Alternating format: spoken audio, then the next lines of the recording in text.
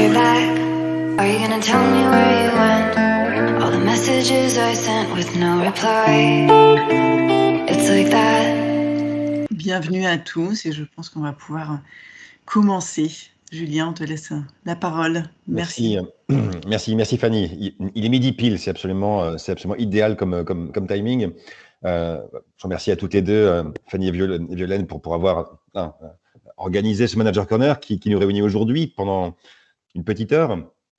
Alors sur un thème, comprendre les enjeux de la cybersécurité qui va tous vous paraître très, très ambitieux, d'essayer de brosser un panorama assez large de ces thématiques encore une fois une petite heure. Alors, l'objectif n'est absolument pas de traiter de tous les aspects de la cybersécurité, vous l'aurez bien compris. Deuxième point, en fait, ce sujet, on sait tous qu'aujourd'hui, il charrie tout un imaginaire un petit peu anxiogène, donc ça ne sera pas du tout notre propos aujourd'hui. On va se concentrer sur des enjeux un peu plus globaux et un peu plus concrets aussi, un peu plus opérationnels sur cette thématique. Et là, en vous rappelant vraiment en quelques secondes, au fond, le contexte dans lequel on évolue depuis une année, parce que certaines tendances se sont accélérées depuis les débuts de la crise du Covid-19, dont on vient de fêter tristement le premier anniversaire. Et donc, qu'est-ce qu'a montré ce contexte? C'est essentiellement une prolifération de risques cyber. Voilà, on détaillera par la suite de quoi il s'agit. De prolifération de fuites de données en raison notamment d'un recours massif au télétravail. Bon, ce n'est pas la seule raison, bien entendu. On aura peut-être l'occasion de l'évoquer tout à l'heure. Il faut peut-être aussi rappeler, et puis on le traitera aussi en partie dans notre Manager Corner aujourd'hui, c'est que ce type de risque et toutes les pratiques qui sont associées à la cybersécurité ne concernent pas seulement les structures les plus importantes en taille. C'est pas seulement une question de grands comptes, de multinationales. Loin de là. Toutes les PME aujourd'hui, voire les TPE, qui ont pris le virage numérique sont concernés au premier chef par ces enjeux de cybersécurité. Et on le voit très bien d'ailleurs dans l'actualité récente. Pardon. Donc, aussi bien pour ce qui est des structures publiques, du type hôpitaux bien sûr, et des petites entreprises qui ont été peut-être insuffisamment sécurisées ou insuffisamment sensibilisées à ces grands enjeux. Donc, je vais éviter de trop parler, bien sûr, dans cette séance introductive et je vais tout de suite présenter nos intervenants ce matin, qui sont au nombre de 4, en commençant par Élodie Brazé, qui est une ancienne de Rennes School of Business. Vous êtes diplômée, je crois, donc du P20 de RSB. Vous travaillez depuis une dizaine d'années dans le secteur de l'IT. Et vous êtes aujourd'hui présidente de Inoco, qui est un cabinet de conseil en IT que vous avez cofondé il y a quelques années, avec un alumni, encore une fois, de l'école, et qui compte une trentaine de personnes qui interviennent sur tous les grands sujets d'innovation, blockchain, big data, cloud, cybersécurité, dont on parlera aujourd'hui. Ensuite, Sébastien Garneau, qu'on ne présente pas, ça va le faire sourire, j'imagine. Donc Sébastien qui est un serial founder d'événements de premier plan sur la cybersécurité, au sens large, à commencer par la Cyber Task Force, qui est un groupe composé de parlementaires, de hauts fonctionnaires, d'experts aussi, des secteurs privés et de la recherche sur les questions de cyberdéfense et de cybersécurité, et qui a été inauguré, si ma mémoire est bonne, à l'occasion du FIC de 2017. Et Sébastien a aussi créé la Paris Cyber Week en 2018, un an après, qui est un petit peu le rendez-vous annuel de l'écosystème, non pas français, mais européen de la cyber. C'est un point important parce que pour le coup, Sébastien se focalise de plus en plus sur cette dimension européenne de la cybersécurité en ayant créé dernièrement au moins 2 plateformes que je mentionne aujourd'hui. La première, la European Cyber Young Leaders, qui réunit encore une fois sous un prisme européen la jeunesse qui est la plus prometteuse en matière de cybersécurité, et une autre initiative qui a le parrainage de la commissaire européenne Maria Gabriel, Women for Cyber. On sait que c'est un grand enjeu aussi dans ces questions cyber. Marwan Belyoum également nous fera plaisir d'intervenir ce matin. Donc Marwan a une vingtaine d'années d'expérience dans le domaine de la sécurité des systèmes d'information, sous différents rôles, hein, à la fois comme consultant, comme CISO également dans le domaine industriel, où là vous avez aussi une expérience évidemment très riche, et vous collaborez notamment avec la BNP sur tous ces enjeux. Vous aurez peut-être l'occasion de détailler davantage au travers les différentes questions qu'on abordera tout à l'heure, votre rôle dans ce domaine.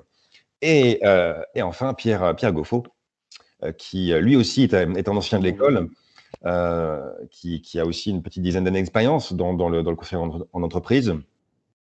Et vous êtes aux prises au quotidien dans une business unit tech, hein, avec une dominante qui est peut-être un peu plus portée sur l'infrastructure, le cloud, et vous collaborez aussi régulièrement avec la marque cybersécurité dont Marwan fait partie par ailleurs. Et vous collaborez aussi étroitement avec Elodie dans l'animation du club IT de Rennes School of Business. Donc voilà, on a affaire aujourd'hui, vous l'aurez compris, à des profils à la fois très différents et très complémentaires, très pointus sur ces enjeux de cybersécurité. Et j'ai le plaisir d'animer ce Manager Corner aujourd'hui. Je rappelle ma fonction principale aujourd'hui qui est celle de titulaire de notre chère gouvernance du risque cyber à Rennes School of Business, que nous avons lancée en octobre 2020 à l'occasion de la Paris Cyber Week. Et nous aurons l'occasion, par ailleurs, dans les prochaines semaines et prochains mois, d'évoquer avec vous, sous différents formats, nos différentes initiatives, sur lesquelles je reviendrai peut-être à la fin de notre événement. Alors, sans trop parler encore une fois, je vais peut-être démarrer avec vous quatre sur différentes thématiques, avec volontairement une première question qui est assez large et qui nous permettrait de saisir de manière assez rapide finalement ces grands enjeux, hein, qui sont toujours liés à un effort de démystification de la cybersécurité que le grand public a peut-être parfois du mal à bien appréhender. Et je m'adresserai peut-être d'abord en premier à Marwan, en vous demandant comment est-ce que vous définiriez, vous, la cybersécurité aujourd'hui, de quoi parle-t-on concrètement? C'est une question qui pourra paraître naïve, mais qui fait sens, à mon avis, compte tenu des différents développements que j'ai évoqués tout à l'heure. Donc, je vous laisse la parole, cher Marwan. Merci. Tout d'abord, je remercie l'ensemble de l'organisation de m'avoir permis d'être présent sur cet événement. C'est important. Alors, sur la partie, déjà pour commencer, la cybersécurité comme mot, c'est un nouveau mot apparu récemment. Hein. Auparavant, on parlait que de sécurité système d'information, désignant ensemble des rôles, des politiques. Il y a aussi des outils, un concept de mécanisme de sécurité, des méthodes de gestion de risque, de la formation aussi, des bonnes pratiques, des technologies qui peuvent être utilisées pour protéger les personnes, ainsi que des actifs informatiques matériels ou immatériels, connectés directement ou indirectement à un réseau d'entreprise, organisation, avec un objectif de disponibilité, d'intégrité et d'authenticité et de confidentialité aussi, tout en considération la partie preuve et évidence à soumettre lors d'une investigation en cas d'impact ou risque majeur. Voilà, en tout ce qui est la cybersécurité aujourd'hui. Très bien. Je m'adresse peut-être par la suite à Sébastien. Oui. Si on reprend le contexte dans lequel on évolue depuis une petite année, et à la lumière aussi peut-être des différents événements en cyber, hein, de ces dernières semaines, derniers mois, qu'est-ce qu'il y a à comprendre vraiment la cybersécurité aujourd'hui? Est-ce que c'est seulement une question de geek, ou est-ce que finalement nous, en tant que citoyens, on a intérêt aussi à se saisir de cet enjeu cyber? Merci Julien, bonjour à tous. Effectivement, tu le dis très bien, c'est une question de citoyen.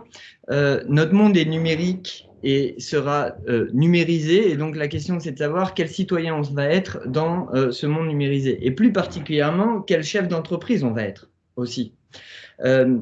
J'ai une définition de la cybersécurité, c'est avoir la maîtrise de ces données, globalement, pour faire simple. Et si on veut avoir la maîtrise, ça veut dire que, on connaît le sujet, et 2, on le comprend. Et ça, c'est hyper important quand on est un patron, un cadre dirigeant, parce que concrètement, c'est aussi l'outil de la confiance de vos clients. Et donc, c'est aussi l'outil de votre business. Donc, la cybersécurité, c'est techniquement la définition de Marwan, et de manière un peu plus grand public, ça va être aussi ce qui va vous permettre de maintenir votre business.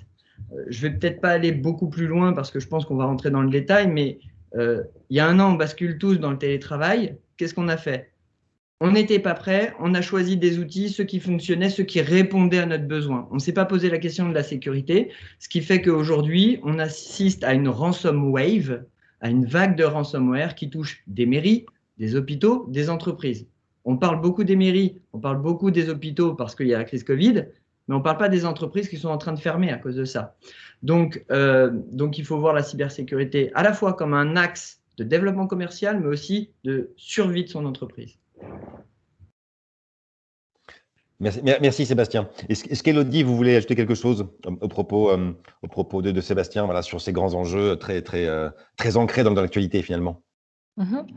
Et c'est vrai que c'est un sujet qui, on le disait un peu plus tôt, touche les grandes entreprises, c'est vrai d'abord, mais en cascade, je vous rejoins Sébastien sur la partie aussi qui touche les entrepreneurs, les plus petites entreprises, puisque dans les politiques internes de grands groupes, finalement, on se retrouve à questionner justement la gestion de la sécurité, de la cybersécurité, dans toutes les entreprises, notamment dans la gestion des politiques fournisseurs, et donc des risques. Ce qui suppose que toutes les entreprises finalement soient bien à jour sur des audits de sécurité, sur des plans de continuité d'activité, sur bref toute leur gestion interne de leur patrimoine.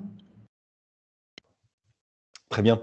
Est-ce que Pierre, du coup, vous avez un regard qui est complémentaire de chez Élodie là-dessus?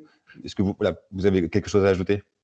Complètement. La sécurité, c'est aussi, comme le disait Sébastien, l'affaire de tous, qu'on soit multinational ou PME ou même auto-entrepreneur, ou même en tant que citoyen, comme le disait Sébastien. Ça nous concerne tous. On a tous déjà reçu des spams, on a tous déjà parfois pu faire pirater notre compte bancaire ou autre. Donc c'est vrai que les grandes entreprises aujourd'hui, il y a peut-être plus de structures, c'est peut-être un peu plus procéduré et explicité, mais au final, ça reste l'affaire de tous et on en parlera tout à l'heure.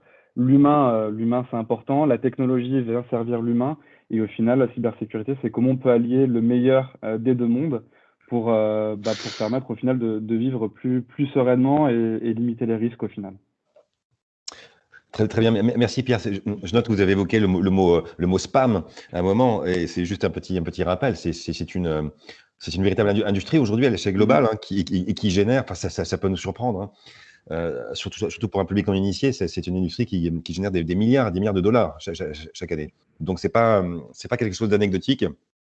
Et vous avez aujourd'hui des groupes cybercriminels qui ont su tirer parti de ce business model qui, encore une fois, peut nous sembler très paradoxal, mais qui pollue aussi, d'une certaine manière, tout notre propre environnement et qui a des conséquences très, très redoutables, comme l'évoquait Sébastien d'ailleurs, à propos de cette vague assez conséquente en matière de rançongiciel.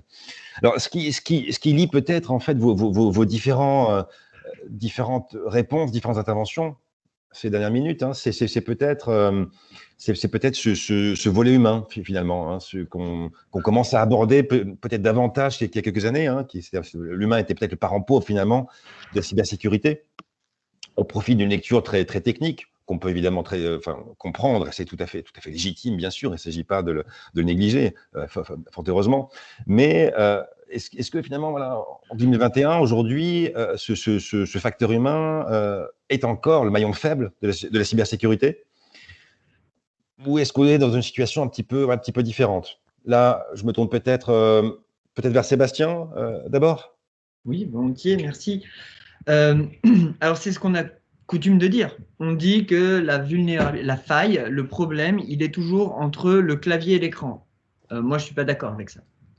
Mais franchement, je ne suis absolument pas d'accord. Globalement, pour les PME, c'est 6 millions de collaborateurs. Donc concrètement, on a 6 millions de vulnérabilités. possible. Eh bien non, parce que on ne peut pas demander à un collaborateur qui est ni sensibilisé, ni formé, ni outillé de bien se comporter face à la menace numérique. Donc en fait, l'humain, c'est le maillon fort à partir du moment où on l'a formé. Et c'est toute la question des compétences, et c'est pour ça que moi je suis très, très heureux d'être avec vous dans le cadre d'une école, et d'une école qui n'est pas dédiée à la cybersécurité, parce que cette compétence cyber, elle est nécessaire à peu près partout. Pour vous donner un peu l'idée, c'est qu'aujourd'hui on a le risque incendie. S'il y a un feu, on ne va pas dire aux collaborateurs « Ah bah oui, bah, il fallait nous prévenir ». Il le sait, mais parce qu'il a été formé, il y a des process, des procédures. Qui est responsable de ça? Le dirigeant. Donc, le dirigeant doit prendre sur lui de prendre en compte le sujet et de former ses collaborateurs. Parce que demain, c'est la survie de son entreprise qui sera en jeu. Je me permets une petite incise parce que ce qu'on ajoute tout de suite après, l'humain, c'est le maillon faible, c'est la cyber, ça coûte cher. Alors, ça coûte beaucoup moins cher qu'un incident. Il suffit de demander à OVH en ce moment. Et regardez bien ce qui se passe avec le RGPD. On a mis le RGPD en place. Tout le monde a dit oh, c'est terrible, c'est que de la contrainte, c'est que un problème. Là, on commence à avoir des attaques qui arrivent. Quelle est la réaction des consommateurs? Quand vous avez perdu leurs données, ils portent plainte. C'est ça le sujet. Et donc, le RGPD, vous mettre en conformité, ça a été une manière de vous préparer à des plaintes qui allaient arriver. Et elles sont en train de tomber. Je peux vous dire que je n'ai pas envie d'être un labo de santé en ce moment. C'est certain. Merci Sébastien pour ce propos très direct et très concret aussi. Une petite parenthèse, tirer l'exemple d'OVH hein, que tu as cité, là pour celles et ceux qui ne sont pas forcément familiers de ce nom OVH, hein, c'est une solution française, européenne, leader hein, dans le domaine du cloud, avec des data centers évidemment présents un peu partout, et l'affaire qui a suscité quelques débats, ça a été l'incendie hein, d'un data center localisé à Strasbourg, avec des conséquences là aussi dramatiques hein, pour un certain nombre d'organisations, d'entreprises qui avaient confié à OVH voilà, l'hébergement de leurs données. Alors ce qui est très paradoxal, c'est qu'en fait, cet exemple a montré que différents acteurs pouvaient être touchés par des conséquences physiques hein, sur leurs propres données numériques. Alors aussi bien les entreprises, je l'ai évoqué, mais des structures publiques et aussi des groupes cybercriminels. Donc voilà, là aussi on est face à un sujet, la cybersécurité, qui associe différents acteurs, et un data center localisé dans cette partie de la France hein, a pu avoir des conséquences là aussi très globales finalement. Tu mentionnais, Sébastien, le coût souvent associé à la cyber. Alors ça, c'est un sujet sur lequel je veux peut-être tous vous faire réagir, mais si tu peux développer brièvement, Sébastien, sur cette voilà, association finalement quasi systématique à cette idée que finalement le cyber a un tel coût que ça passe bien après d'autres types de risques plus classiques. Déjà, comme on connaît pas bien le risque, on ne le maîtrise pas trop, on fait un peu l'autruche, hein. On n'a pas envie trop de le regarder, il n'existe pas, il est numérique. Bon. Et puis après, quand on le regarde, on voit qu'on nous demande 10 000 € pour ci, pour ça, et on ne comprend pas bien pourquoi. Et c'est vrai que la sécurité, c'est payé pour un risque dont on espère qu'il ne se réalisera pas. Moi, je le vis comme un investissement.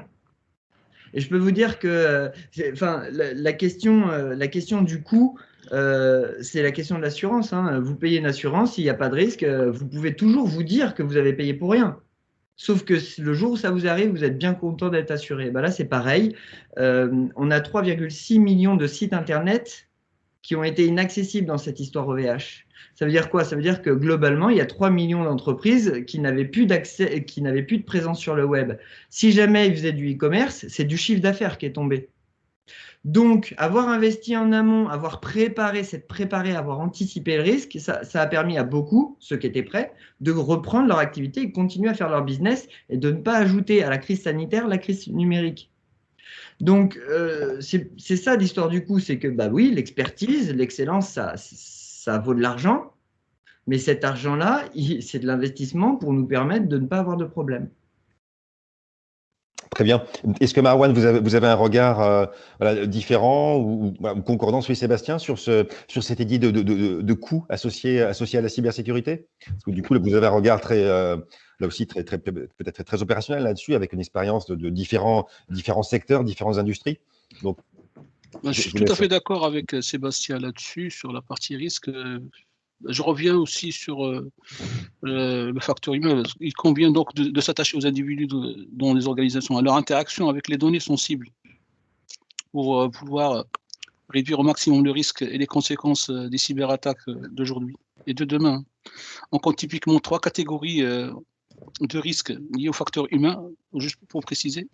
C'est l'accident, donc non intentionnel par un employé, la compromission et la préméditation.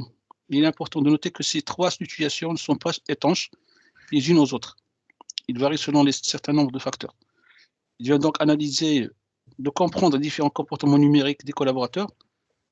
L'employé qui commet une erreur par accident en toute bonne foi, exposant l'organisation à un vol de données, et ici un manque de sensibilisation au risque et de conscience, une négligence sont ici les principaux ressorts. On estime en France à peu près 41% des proportions de salariés français qui n'ont pas reçu de formation de sécurité informatique. D'ailleurs, je suis tout à fait d'accord avec ce qu'a dit Sébastien là-dessus, à savoir qu'une telle formation aide également le collaborateur à mieux appréhender la sécurité de ces données dans le cadre soit privé, soit professionnel, soit même familial. Hein. Les collaborateurs victimes de compromission sont ceux qui ont accès aux données sensibles, mais dont les informations de connexion ont été compromises et utilisées par un criminel informatique pour pénétrer les systèmes informatiques. Et puis, il y a, en dernier lieu, les collaborateurs qui agissent volontairement, malheureusement, et ont à la fois une connaissance et un accès au réseau et aux données de l'entreprise et l'intention de causer du tort.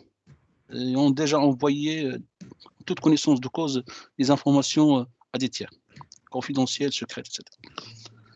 Alors, à mon avis, pour renforcer leur programme de sécurité, les organisations doivent donc intégrer la nécessité d'analyser et contrôler les comportements de leurs collaborateurs et leur interaction avec leurs données critiques. L'objectif n'est pas d'espionner le salarié et le collaborateur, mais bien de comprendre les intentions et les actions afin de protéger les informations essentielles de l'activité et du business, tout en respectant le cadre légal. Cela implique une véritable volonté, une étroite collaboration en respectant le cadre légal, comme j'ai dit.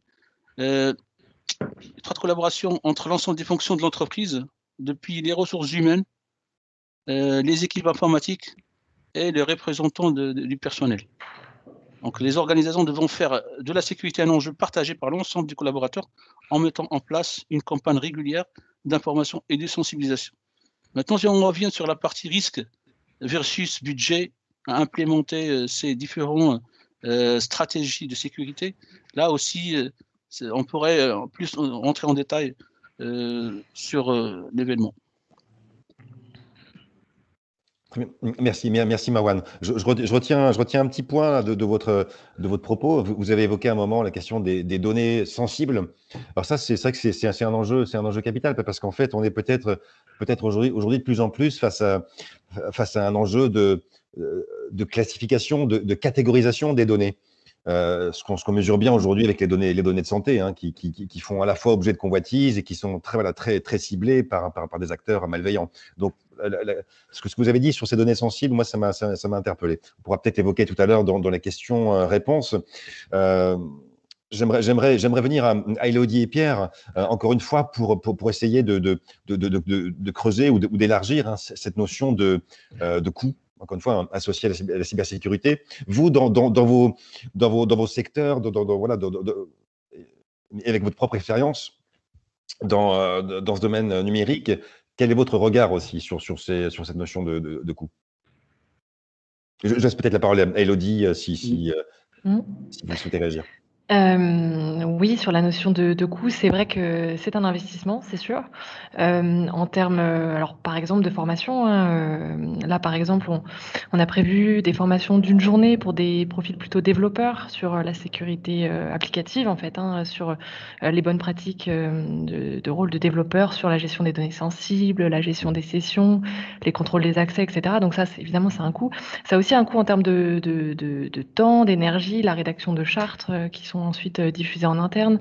Pareil sur les bonnes pratiques.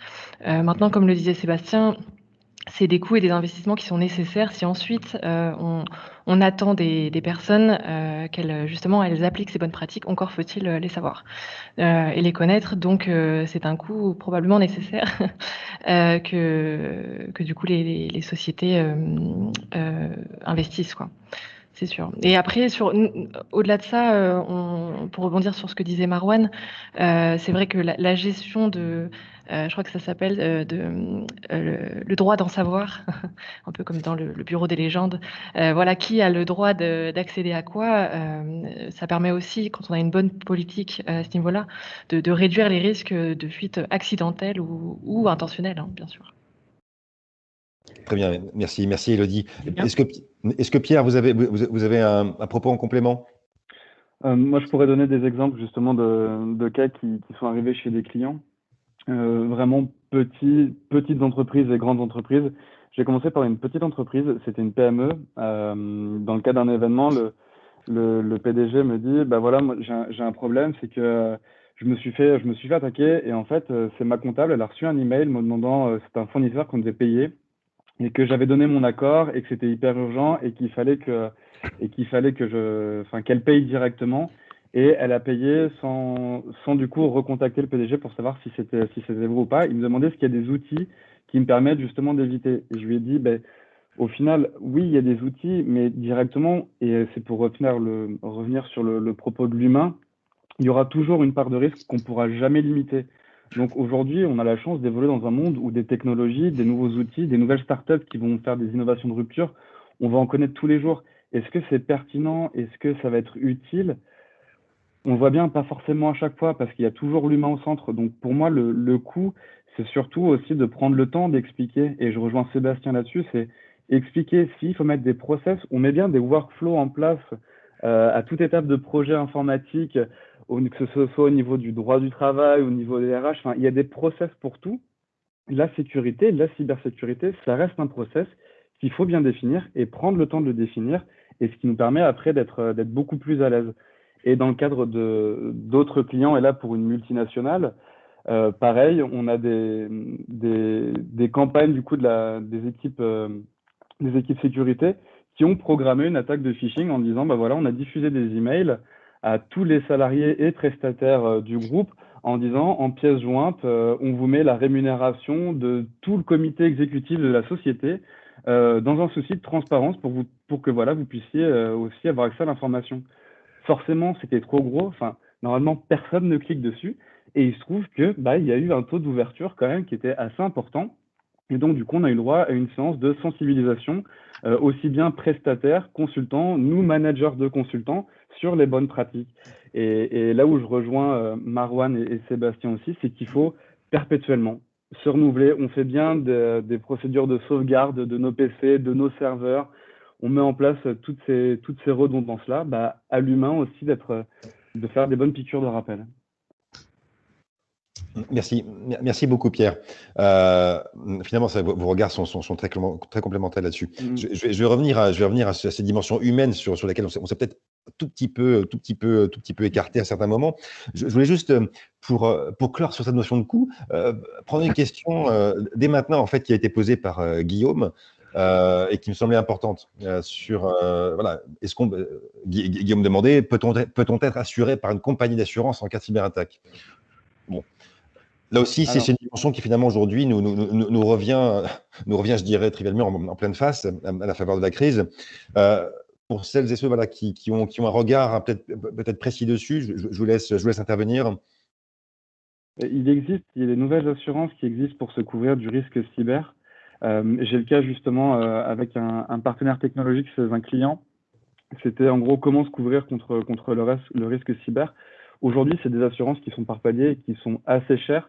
Donc, je pense qu'avant de souscrire à une assurance, faut vraiment faire une étude, pas se dire l'assurance va couvrir, mais vraiment se dire est-ce que j'en ai besoin, à quelle hauteur j'en ai besoin et quels sont mes risques. Et je pense que là, c'est un vrai travail aussi de la part des dirigeants de se poser sur cette question-là et de ne pas se dire je vais payer, ça va me couvrir, parce qu'il y aura toujours des failles.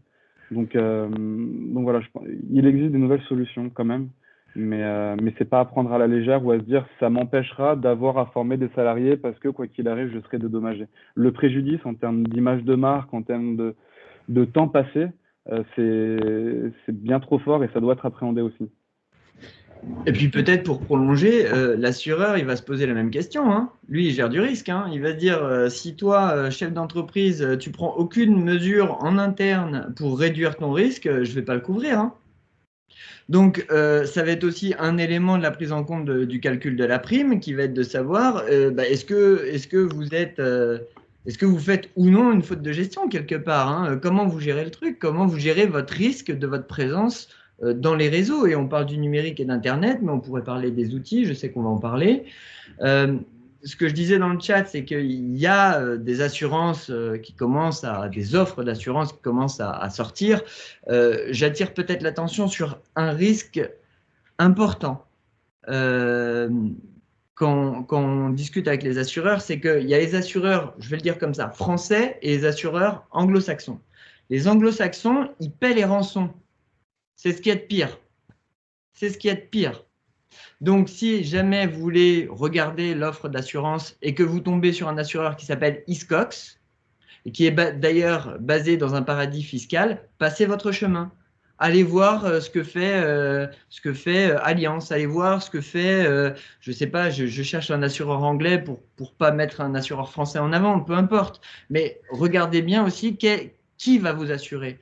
Parce que vous savez bien comment ça se passe, vous payez votre prime, vous avez le sinistre, et puis là, on va regarder si vous avez bien tenu le cahier des charges. Aujourd'hui, on vous envoie un document, c'est un questionnaire déclaratif. Vous allez dire oui, j'ai ça, oui, j'ai ça, oui, j'ai ça. Vous êtes dirigeant d'entreprise, en fait, vous ne savez pas ce que vous avez. Personne ne sait, on ne sait pas l'équipement qu'on a. Donc, vous allez être tout à fait sincère dans votre déclaration, sauf que quand viendra le problème, ils vont regarder votre déclaration et si vous n'aviez pas un cloud sécurisé, si vous n'aviez pas une formation des collaborateurs, si vous n'aviez pas ça, mais que vous aviez dit oui, vous n'êtes pas couvert. Donc, le préalable à l'assurance, c'est qu'on transfère le risque résiduel. Ça veut dire que nous, on a fait notre évaluation du risque de notre côté. Quel est mon risque? Et de cette évaluation du risque va sortir les mesures. Et ça, c'est peut-être une transition pour le point d'après. Merci beaucoup, Sébastien, pour ta transition d'une grande fluidité. Je rebondis juste sur une remarque de Guilhem dans le chat qui nous dit que AXA propose une assurance cyber-risque. Effectivement, mais le propos de Sébastien était de ne pas citer forcément d'acteurs français, même si AXA est plutôt est un groupe à portée, de portée globale. Bref, mais effectivement, vous avez des grands assureurs français aujourd'hui qui ont investi ce marché. Et d'ailleurs, ça me donne aussi l'occasion de vous dire que la chaire cyber dont je suis responsable à Rennes SB a placé dans un de ses axes les plus importants de travail la question du risque cyber assurantiel. Donc ça, ce sera à suivre aussi dans les prochaines actualités que vous aurez de la chaire. Alors, sans transition, et là, peut-être pour revenir rapidement à ces dimensions humaines qu'on évoquait, il y a un enjeu extrêmement fort aujourd'hui qui fait l'objet d'un certain nombre d'annonces de la part du gouvernement, de différents acteurs à différents niveaux dans le pays. C'est cette question de compétences et de montée en compétences sur la cybersécurité. Donc, c'est un sujet qui peut être, je dirais, enfin pris au sérieux. Et là, je me tournerai peut-être d'abord vers Élodie, et ensuite Pierre. Quel est votre regard aujourd'hui sur finalement, comment dirais-je, la formation et les compétences cyber qu'on peut proposer aujourd'hui à qui veut précisément monter en compétences sur cette thématique?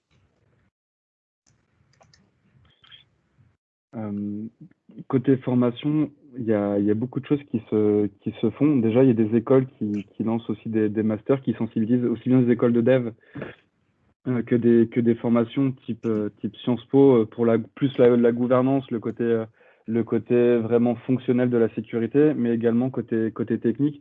On voit l'émergence de nouveaux métiers aussi, tout ce qui va tourner autour du DevSecOps, autour de l'IAM, donc des outils. Vraiment, on va chercher des administrateurs d'outils IAM pour des entreprises qui ont des sites taille importante. Donc, je pense qu'aujourd'hui, la formation est vraiment meilleure, elle s'intensifie.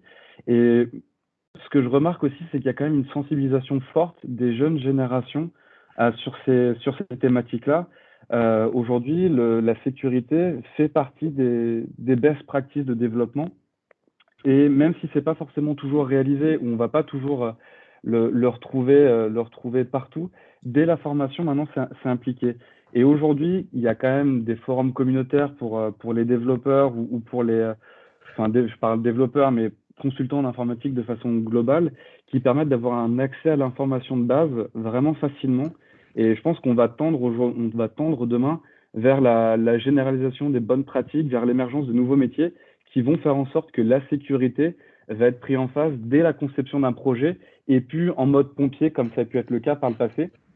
Et on le voit bien aussi, même en termes d'architecture, la sécurité fait directement partie de la phase initiale de conception d'un projet. Comment je fais mon architecture, comment après j'insère la sécurité dans le build, donc vraiment dans la construction de ma solution, et après comment je vais administrer mon outil en prenant en compte la sécurité, que ce soit côté technique que côté fonctionnel aussi. Je pense qu'Élodie, tu as aussi de bonnes choses à dire à ce sujet-là. Tout à fait. Bah, d'accord, sur ces points, sur ces métiers, émergents et sur même ces nouvelles, méthodes appliquées, en entreprise. Tu parlais du DevSecOps, qui, justement apporte cette notion de sécurité dans des organisations qui se sont transformées autour du DevOps. Donc, oui, la gestion des identifiants, des utilisateurs. Donc, tout ça, c'est des éléments qui, en effet, poussent vers le haut, la formation des personnes de manière générale, en entreprise d'une part, aussi à la maison. Donc, globalement, c'est un sujet sur lequel on devrait tous collectivement monter en compétences et aussi en étant forcés par l'actualité, par en effet les attaques qui sont subies. Je vois que dans le chat, des personnes ont des exemples et en effet, ça pousse en effet à aller vers le mieux, à être mieux formé, avoir des procédures aussi beaucoup plus carrées qui puissent, en cas d'attaque, d'accident aussi, être en mesure de réagir. Merci à tous.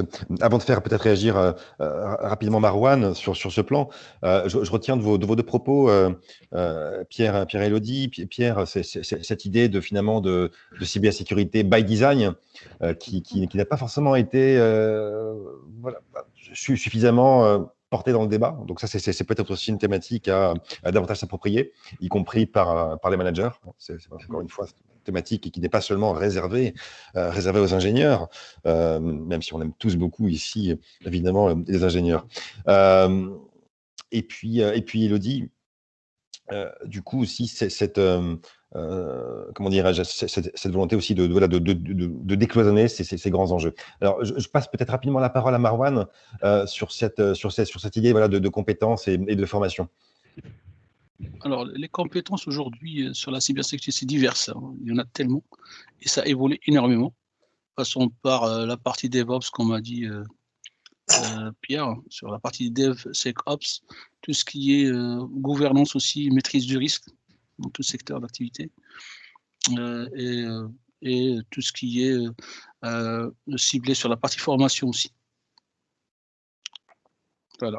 Et Marouane, peut-être aussi si tu peux rebondir sur les normes ISO aussi, ce que ça peut apporter, parce que je sais que tu as quand même pas mal de regard dessus, qu'est-ce que ça peut apporter justement les normes ISO, comme on entend parler, 27001, 27005, dans la sécurité des entreprises?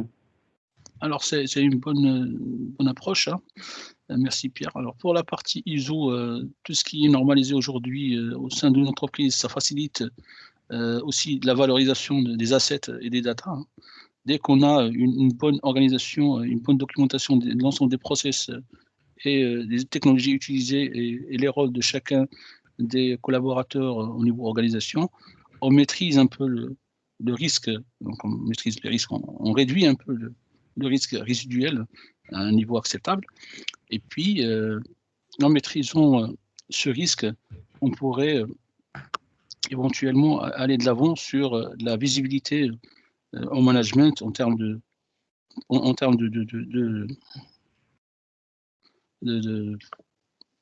alors sur la maîtrise des budgets aussi, hein. Ça, c'est lié à la maîtrise des budgets pour qu'on puisse aller sur telle ou telle techno par rapport à une autre. Et ça, c'est la valeur ajoutée des compétences qu'on a aujourd'hui au niveau de la cybersécurité. Merci. Merci Marwan. Je vois dans le chat qu'il y a une question qui me permet de faire une bonne transition avec notre thématique suivante, hein. C'est la question du choix des technologies. Une question de Guilhem qui nous demandait quid de la responsabilité des éditeurs de systèmes d'exploitation bourrés de failles de sécurité. Alors ça c'est évidemment un des grands enjeux cyber du moment, enfin qui date déjà, mais qui là aussi nous revient en pleine figure, je dirais, à la lumière de l'actualité, et qui s'observe à un niveau très très micro et aussi au niveau des États, hein, avec beaucoup d'enjeux très concrets. Sur cette question de la responsabilité des éditeurs de logiciels, qui veut répondre en premier? Je m'y connais pas. Vas-y, Pierre. Ah non, Pierre. je m'y connais pas, justement, je pense que Sébastien, tu es plus à même autour de la table à pouvoir apporter un retour là-dessus. Alors, je vais essayer en tout cas. Ce qui est certain, c'est que j'ai cet avantage sur les experts que vous êtes, c'est que moi, je ne suis pas un expert stricto sensu de la cybersécurité. Donc, pour moi, le choix des outils, je ne vais pas aller sur les caractéristiques techniques parce que ça, quand j'ai besoin de comprendre, je m'adresse à mon DSI, justement. En revanche, j'ai besoin d'être sûr qu'il répond bien à mes usages. Et donc, la question de quoi a besoin un manager? Parce nous tous, on connaît bien nos sujets et donc on rentre dans la tech, etc. Mais le manager, il ne va pas rentrer à ce niveau-là et la formation, elle ne va pas aller à ce niveau-là. Je voudrais juste que ceux qui nous écoutent et nous regardent aient bien en tête qu'on ne va pas faire de vous des ingénieurs. Ce n'est pas ça. L'idée, c'est qu'il faut que vous connaissiez le sujet, que vous puissiez le comprendre et que vous puissiez prendre des décisions, et notamment sur les outils. Les outils qui vont être utiles à qui? À vos collaborateurs. Donc, c'est l'usage business qui va driver vos choix. Et une fois que vous savez quel est l'outil dont vous avez besoin, alors se pose la question de savoir quel est celui qui est le plus sécure pour votre business, encore une fois. Donc, le choix des technologies, il vient après avoir fait son évaluation du risque et surtout après avoir mesurer ses besoins business de transformation numérique. Je donne un exemple. C'est très très simple d'aller sur Amazon quand on est commerçant. On va sur Amazon, on va vendre sur Amazon. La question qu'on ne se pose pas, c'est qui est-ce qui a le fichier client? Et quand on est un commerçant, on aime bien avoir son fichier client. Si vous vendez sur Amazon, vous ne l'avez pas. Voilà. C'est aussi ça qu'il faut se poser dans le choix technologique. Il y a où je vais mettre mes données. Est-ce que mes données comptables ne devraient pas être plus proches de moi que mes données de communication, qui ont vocation à aller partout? Et donc, la classification aussi de mes données, de ce qui est important pour moi, va me donner une offre d'outils et après, je pioche dedans. C'est très, très vague, mais en vrai, c'est très concret, hein. Vous êtes un commerçant, ne mettez pas votre fichier client sur Amazon. Ça ne veut pas dire qu'il ne faut pas utiliser Amazon, hein. Ça veut dire qu'il ne faut pas y mettre les clients. Merci Bastien. C'est que l'exemple que tu viens de donner avec Amazon est pour le moins très clair et très concret. J'aimerais peut-être avoir là-dessus, pas forcément sur cette question précise de Guilhem, hein, sur la responsabilité des éditeurs logiciels, hein, mais sur cette idée, voilà, d'être en mesure, hein, de choisir ses propres technologies. Peut-être, je ne sais pas si Elodie ou Marwan, vous souhaitez réagir d'abord? Sur la question de... Alors, je prends la main. Alors, chaque fois que on met en place un système d'information, un nouveau système, potentiellement on peut créer de nouveaux risques. Ça, c'est sûr. Avec ce monde numérique qui est en évolution perpétuelle, les difficultés aujourd'hui seront différentes de celles de demain. Et il faut bien se rendre compte que cette dynamique de changement, elle est permanente. Nous avons eu des sujets de cybersécurité sur la numérique dans des usines, dans une expérience ultérieure, y compris sensible aux critiques, la numérisation des objets du quotidien, tels que les objets connectés. Nous devons commencer à faire face aux problématiques de l'hyperconnectivité. Donc les choix de technologie aussi va de là aussi. Encore l'usage de plus en plus massif de l'intelligence artificielle, de la big data, des médias sociaux aussi. C'est l'enjeu aujourd'hui. Demain, nous aurons d'autres sujets comme par exemple l'usage massif des véhicules autonomes, genre drones par exemple, et l'arrivée du quantique. C'est une perpétuelle évolution, une transformation, rien n'est acquis. Il est important, c'est important pour tout le monde. Ce sont des métiers passionnants, tant technologiquement que du point de vue de l'innovation, des enjeux avec des menaces tout aussi adaptives. Absolument. Merci beaucoup, Marwan. C'est vrai que vous avez souligné les grands enjeux du moment et surtout à venir avec la diffusion d'intelligence artificielle qui aujourd'hui se démocratise et qui peut-être font accélérer en partie les risques cyber. Alors pour le moment, ça peut sembler relativement abstrait pour celles et ceux qui n'évoluent pas forcément directement au quotidien dans la cybersécurité, mais on peut très logiquement s'attendre à une accélération de ce type de risque. Et je vois d'ailleurs que quand Sébastien évoquait tout à l'heure l'exemple d'Amazon, je vois qu'Élodie, vous avez évoqué l'exemple de Booking sur cette question d'appropriation des données clients dans le cas présent des hôteliers. Est-ce que sur cet enjeu du choix des technos, Élodie, vous souhaitiez réagir, ou Pierre, si vous souhaitez? T'es en mute, Élodie. Merci Pierre. En effet, l'aspect sécurisation fait partie des avantages concurrentiels forts que peuvent proposer une technologie, un logiciel, c'est-à-dire à quel point ces auteurs garantissent cette sécurisation à partir du moment où on fait confiance à cette technologie. Donc c'est vrai que c'était peut-être moins important il y a quelques années. Aujourd'hui, une technologie qui est lancée par Google, qui est lancée par un OVH ou etc. On va regarder derrière la fiabilisation et les plans de continuité informatique de ces différents acteurs. Je me suis par exemple penchée sur celle de Google, puisqu'on a fait le choix en interne d'avoir tout est sur le drive de Google, la gestion des documents, la gestion des accès, ce qui pose du coup la question de comment Google gère ça. Qu'est-ce qui se passe en effet en cas de si c'est un de leurs serveurs qui tombe, etc. Donc aujourd'hui, au-delà de la performance qu'on attend d'un outil technologique, la manière dont l'auteur garantit sa sécurité devient un avantage concurrentiel qui est très très fort. Tout à fait, absolument. Est-ce que Pierre, vous avez une petite remarque sur les derniers propos qui ont été émis? Oui, c'est plutôt, je pense, un commentaire, enfin une analyse personnelle. Au final, aujourd'hui, on se retrouve un peu comme quand on va faire du shopping, avec un choix d'outils, de technologies, mais qui est, je dirais pas sans limite, mais qui est vraiment énorme. Plus des outils qu'on peut créer maison. C'est très tentant d'aller toujours vers le meilleur outil, le plus performant, ou quelque chose qui est vraiment récent parce que c'est clinquant, c'est neuf, on se dit qu'on va attirer du monde, que ça va être bien. Mais au final, il ne faut pas oublier l'usage qu'on va en faire. On le revoit beaucoup avec des technologies DevOps, les gens qui disent moi je veux passer en full microservice avec du conteneur Docker, de l'orchestration Kubernetes. Mais au final, il faut se dire que chaque outil, c'est derrière des contraintes aussi. Il faut les compétences pour maintenir ces outils, pour bien les utiliser. Avoir une Rolls-Royce, si c'est juste pour aller au bout de la rue chercher cette baguette de pain, ça ne nous viendrait pas à l'esprit. parce que c'est un peu surdimensionné. Salut. Mais en fait, voilà, c'est ça, c'est toujours aussi repartir de l'usage. Quel est mon usage? Quel est mon besoin? Et en fonction de ça, si on n'est pas capable de faire son choix, parce qu'il y a trop, bah, c'est aller demander aux bonnes personnes au final.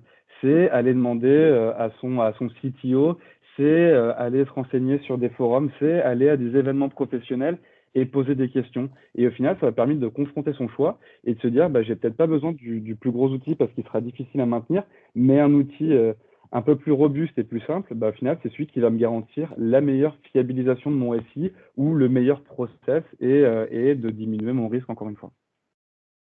Très bien. Merci Pierre. Du coup, je pense qu'on va tous revendre notre Rolls-Royce.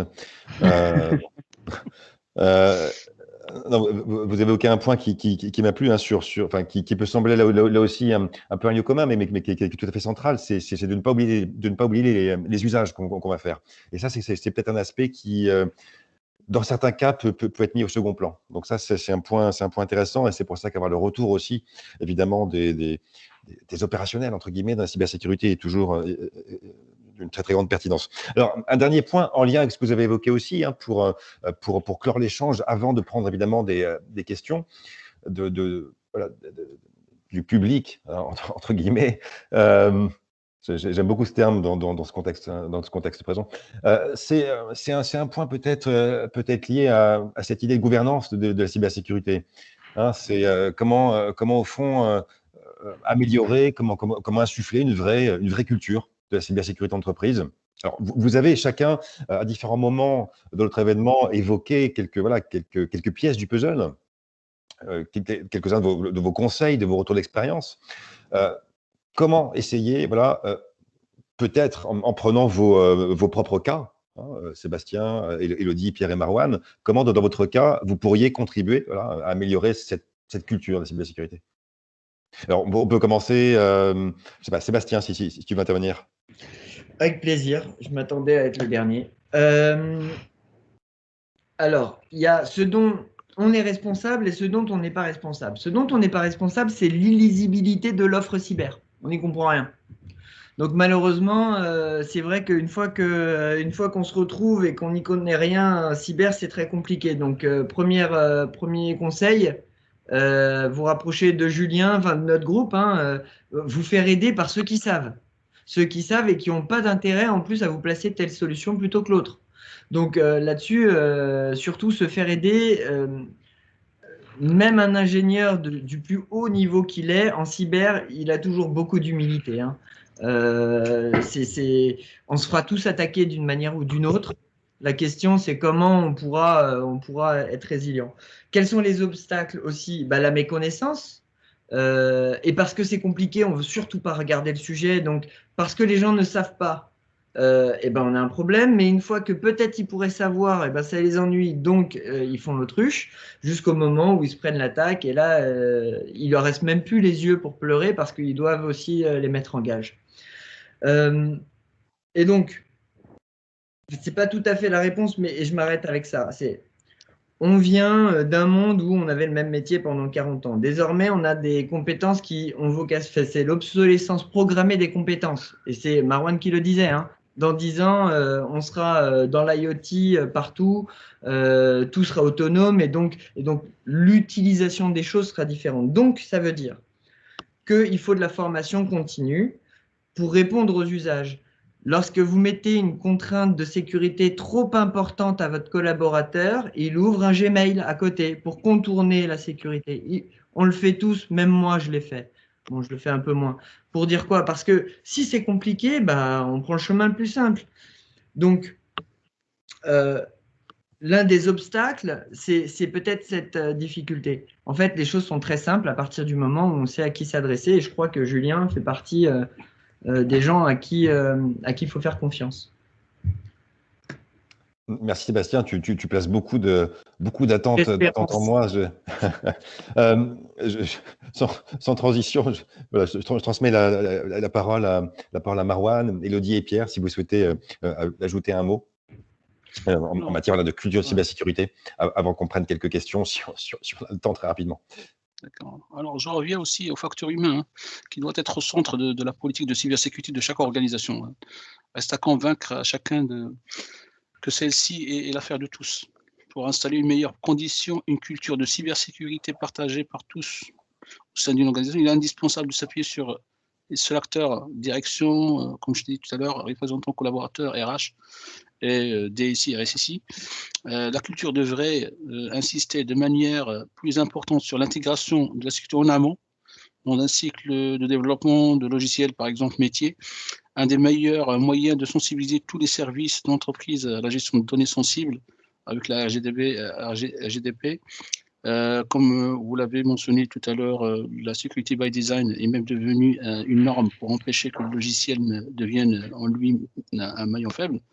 Mais souvent, c'est le manque d'équipes qualifiées en interne qui freine ce travail de déploiement des politiques concurrentes d'information sur les risques. Enfin, l'émergence d'une culture de cybersécurité pourrait également souffrir d'un mode de diffusion trop descendant.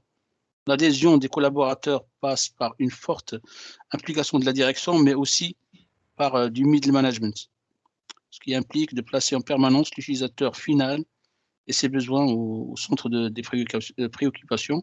C'est par l'usage au quotidien que la cybersécurité sera la plus efficace. Voilà. Merci Marwan. Est-ce qu'Élodie ou Pierre, vous avez un mot à ce sujet ? Moi, j'ai envie de rebondir sur. C'est vrai que le contournement, c'est aussi un problème qu'on peut rencontrer face à des politiques de cybersécurité qui sont trop contraignantes. L'exemple que j'ai en tête, c'est un PC qui est bien alors loqué avec on n'a pas les droits admin, on peut pas télécharger du coup de logiciels tiers, c'est très sécurisé, mais total, on utilise son ordinateur perso à côté pour pouvoir travailler parce que ça devient trop contraignant. Donc je pense que en fait sur ce sujet-là, le souci en tout cas à gérer, c'est l'envie et que peut-être qu'en mettant un petit peu plus de ludique ou de gamification, peut-être que on aurait un meilleur engagement des personnes pour rendre ce sujet un petit peu plus, donner plus envie sur ce sujet que ça ne peut l'être aujourd'hui face à des contraintes et des processus qui sont un peu rébarbatifs, quoi. C'est vrai. Puis je pense que là, votre rétexte, enfin votre expérience, votre avis est quand même, à mon avis, amplement partagé. Donc le temps nous manque peut-être pour rebondir dessus. Je vous propose peut-être de prendre quelques questions. Alors on a mêlé voilà, au cours de cette heure un échange avec quelques aussi questions de la salle. Est-ce que je consulte en même temps certaines réactions? Alors, encore une fois, Guilhem, vous avez, en réponse à différentes questions qu'on a évoquées il y a quelques minutes, écrit ceci, je lis à voix haute: il y a aussi un souci de formation des différents systèmes d'administration en place depuis des années, restant sur leurs acquis, n'effectuant pas de formation ou de veille technologique, des supérieurs privilégiant la disponibilité de son salarié et ne souhaitant pas financer une formation, avançant les coûts élevés de celle-ci. Alors là, en fait, vous avez un commentaire qui intègre différents niveaux de lecture et puis là aussi différents problèmes, différents obstacles, avec là aussi peut-être une idée qu'on n'a peut-être pas suffisamment développée dans cette heure. Hein. C'est cette idée de confiance finalement, hein, qui passe au niveau des outils qu'on va utiliser, mais aussi au sein de l'entreprise, entre les décideurs, entre les managers et le reste du staff d'entreprise. Ça, si vous avez peut-être une minute pour réagir, voilà, tous ou quelques-uns d'entre vous à cela, ce serait tout à fait idéal. Alors, je ne sais pas qui souhaite intervenir en premier, peut-être sur cette idée de confiance au sein de l'entreprise. Déjà, ça a l'air d'être... ça sent le vécu, bizarrement, et je pense que c'est partagé par beaucoup, parce que là, on se confronte à quelque chose auquel nous, on ne pourra rien. Hein. C'est les certitudes des uns comme des autres. Hein. Et c'est vrai que... Bon, ben voilà, je sais, je suis sachant, et donc c'est la capacité à se remettre en cause. Par contre, la confiance... en interne, être sûr que telle personne est bien celle qui m'envoie le mail, etc., ça met un peu de fluidité dans les discussions et dans les projets, etc. L'une des plus grandes arnaques, c'est ce qu'on appelle la fraude au président. Qu'est-ce que c'est? C'est moi, on va dire qu'on est tous dans la même société. Et finalement, moi, je vais dire que je suis le président. Voilà. Et on va utiliser mon nom pour envoyer un message à Pierre, qui est le comptable. Et on va lui envoyer mon mail. Et on va lui dire, Pierre, vite, vite, vite, fais un virement de 300 000 euros à tel prestat. On a oublié de le payer. Et puis comme Pierre, il me connaît, on fait un point tous les lundis ensemble, etc., il va peut-être le faire. Si Pierre est formé à la cybersécurité, il va avoir un doute. Et ce doute va le pousser à vérifier qui lui a envoyé cette demande de virement. Il va sauver 300 000 euros, il va sauver la boîte. Il y a un exemple, il y a 2 jours, heureusement que le comptable a fait ça pour une start-up, sinon il versait les 20 millions de leur levée de fonds à des pirates. Voilà. Donc la confiance, savoir qui vous parle, etc., ce serait formidable. Très bien. Merci Bastien. Là aussi, c'est un exemple pour le moins concret, dont on a aussi mesuré l'ampleur il y a quelques années en France. Peut-être très rapidement, là aussi, Élodie, Pierre et Marwan, sur cette question, et après, je passerai la parole à Violaine pour une petite annonce.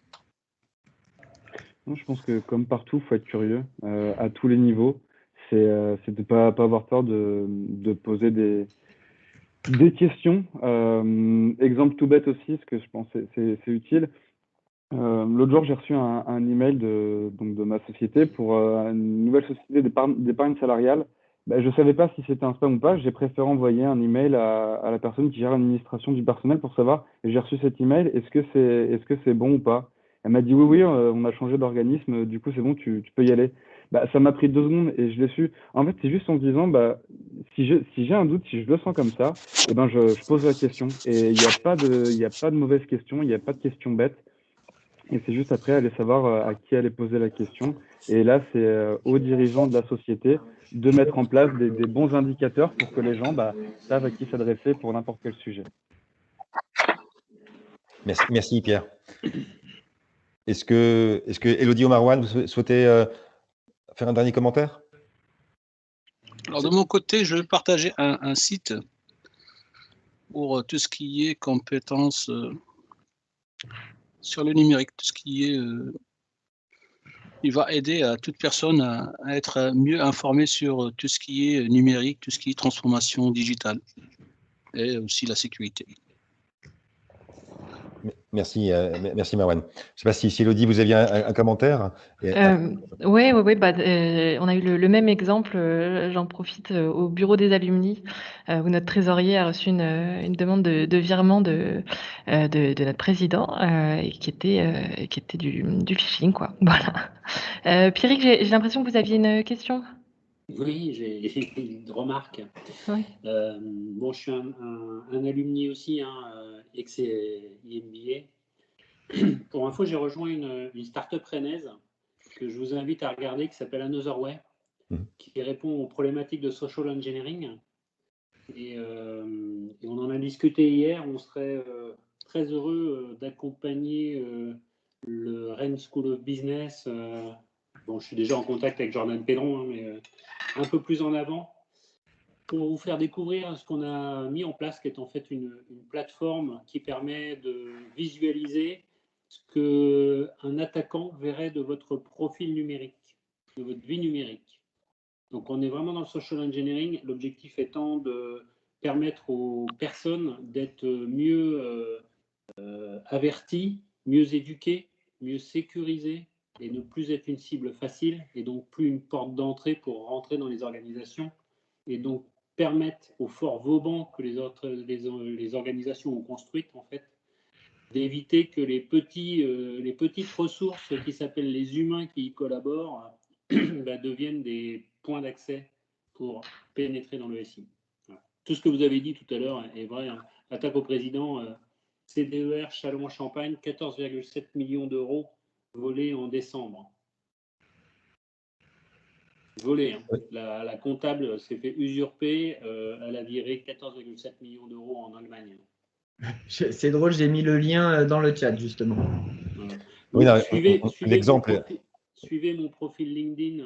Vous verrez, on publie beaucoup là-dessus. L'idée, c'est d'acculturer les gens face au phishing, face à l'usurpation d'identité notamment, et ainsi que les entreprises. Merci beaucoup, Pierrick. Du coup, l'exemple que j'avais évoqué, et encore une fois, je le rappelle, est édifiant. On aura l'occasion peut-être d'échanger dans les prochains jours. Je suis très intéressé de découvrir ce que vous proposez.